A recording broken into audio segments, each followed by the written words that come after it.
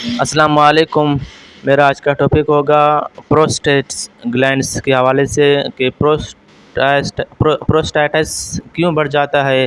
ایک صحت مند مرد کو آخر میں تقریباً پیشاب میں جلن، سوزش یہ کیوں ہوتے ہیں، کس وجہ سے ہوتے ہیں۔ پروسٹیٹ گلینڈ بڑھنے کا وجہ کیا ہے، سمٹمز کیا ہے، اس کے حوالے سے میرا آج کا ٹاپک ہوگا۔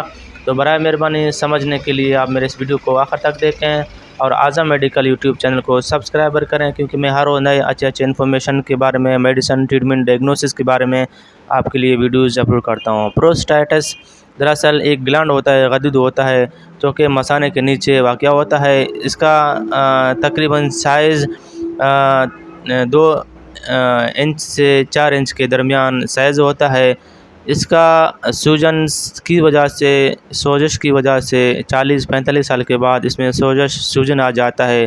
چکناہٹ، زیادہ چربی ہونے والے خوراک کھانے سے اس کا سوجن بڑھ جاتا ہے۔ آپ ان تصویروں کو بھی دیکھ سکتے ہیں۔ جب سوجن بڑھ جائے تو پیشاب کی نالی کو بلاکیج کرتا ہے پروسٹیٹس، اور تو پھر جو ہے نا سوجن کی وجہ سے پیشاب کی نالی بند ہو جاتا ہے۔ جب پیشاب کی نالی بند ہو جائے تو پھر پیشاب میں سوزش، پیشاب میں رکاوٹ اور پیشاب میں جلن ہو جاتی ہے۔ یہ 40 سے 45 سال کے درمیان میں سے لے کر بڑھاپے تک اس میں کسی بھی ٹائم سوزش، سوجن ہو جاتا ہے۔ اور اس کا ٹریٹمنٹ یہ ہوگا، سولوشنس کے کیپسول آ جاتے ہیں، ٹمسولینس کے کیپسول آ جاتے ہیں، اور یہ مسلسل لینا ہے آپ کو، ہر رات کو ایک کیپسول لینا ہے۔ پروسٹیٹس یہ گلینڈ ہوتا ہے جو کہ غدود ہوتا ہے۔